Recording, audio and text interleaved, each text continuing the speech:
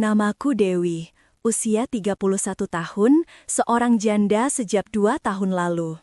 Setelah suamiku meninggal karena sakit, aku tinggal sendiri di rumah peninggalannya. Rumah kecil dengan 2 kamar yang selalu terasa terlalu sepi. Kadang aku merasa dinding-dinding rumah itu ikut menatapku setiap malam, seakan mengingatkanku betapa sendiri dan rapuhnya aku. Adik iparku, Dimas, sebenarnya sudah jarang datang sejak kakaknya tiada. Dia sibuk kuliah dan kerja paruh waktu. Tapi beberapa minggu terakhir, dia sering mampir sekadar memperbaiki lampu, membersihkan pekarangan, atau hanya menemani makan. Katanya, "Mbak Dewi kalau sendirian terus nanti sakit sendiri." Aku hanya tersenyum pelan, tapi entah kenapa, setiap kali Dimas bicara begitu, ada sesuatu yang hangat bergerak pelan di dada. Dimas kini 21 tahun, tidak lagi bocah SMA cengengesan seperti dulu saat aku pertama kali mengenal keluarganya. Tubuhnya sudah tegap, suaranya lebih berat, dan tatapan matanya, entah kenapa, kadang terasa terlalu dewasa untuk usianya. Aku selalu berusaha menjaga jarak, tapi diam-diam ada bagian diriku yang merasakan kehadirannya membawa warna baru di hidupku yang sunyi. Malam itu, hujan turun sangat deras. Angin bertiup kencang, membuat dedaunan menampar-nampar dinding rumah. Listrik padam. Rumah terasa gelap, dingin, dan sedikit menakutkan. Tepat saat aku hendak menutup pintu, Dimas datang tergesa-gesa sambil membawa jas hujan. "Mbak, aku numpang dulu ya, hujan tiba-tiba gede banget," katanya sambil menepuk-nepuk tubuhnya yang basah. "Tentu, masuk aja Mas Dimas," jawabku gugup. Entah sejak kapan aku memanggilnya Mas, mungkin karena dia memang sudah tampak jauh lebih dewasa. Kami duduk di ruang tamu dengan penerangan lilin. Suasana gelap itu membuat sorotan matanya terlihat lebih jelas. Nafasku entah kenapa tidak karuan. Aku mencoba mengalihkan perhatian dengan membuatkan teh hangat. Saat aku hendak mengambilkan handuk, Dimas berkata pelan, "Mbak Dewi, boleh nggak aku istirahat sebentar? Kepalaku agak pusing." "Tentu, istirahat aja di kamar tamu."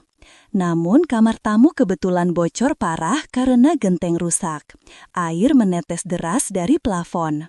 Dimas menatapku sebentar, kemudian bilang lirih, "Kalau boleh, aku tidur di lantai kamar Mbak, nggak apa-apa daripada di ruang tamu yang dingin banget." Aku menggigit bibir.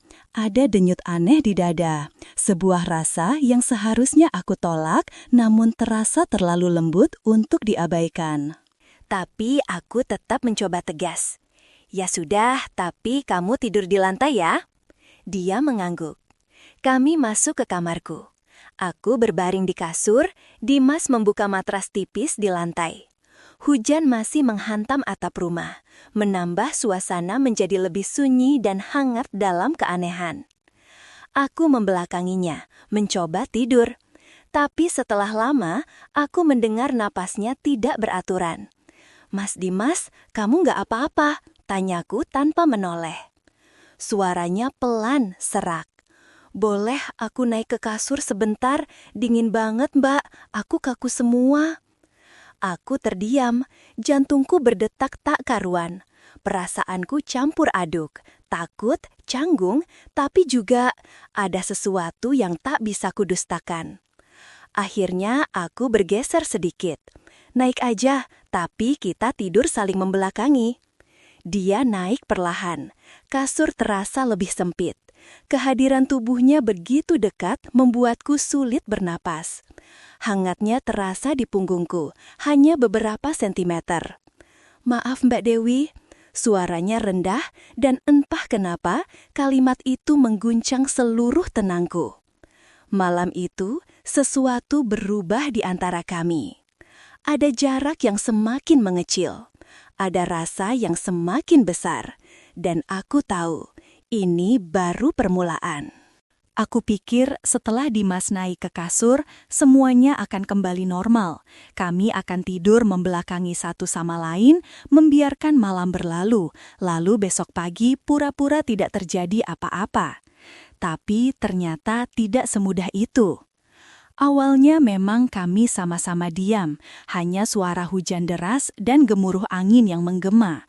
Tapi semakin lama, aku mulai merasakan sesuatu, kehangatan yang perlahan mendekat, gerakan kecil, hati-hati, seakan Dimas mencoba menahan diri, tapi kalah oleh kedinginan dan mungkin oleh perasaan yang selama ini terkubur. "Mas Dimas, kamu masih bangun?" tanyaku pelan. Dia tidak langsung menjawab, hanya ada bunyi napas pelan di belakangku. Lalu suara itu akhirnya terdengar lirih, lebih dalam daripada biasanya. "Belum, Mbak Dewi."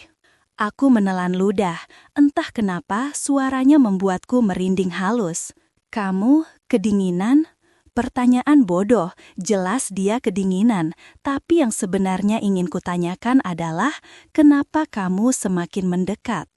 Dimas tidak menjawab, namun beberapa detik kemudian aku merasakan hal yang tidak seharusnya terasa. Punggungku bersentuhan dengan lengannya. Lembut, hanya sedikit, tetapi cukup membuat seluruh tubuhku menegang. "Maaf Mbak," gumamnya pelan. "Aku nggak sengaja." Aku berpikir untuk menjauh, tapi tubuhku seperti terkunci. Ada sesuatu dalam sentuhan itu, halus tapi kuat, yang membuatku tidak bisa bergerak. Aku mencoba menenangkan diri. "Mas, kamu bisa geser sedikit." Namun bukan menjauh, justru dia menghela napas pelan dan berbisik,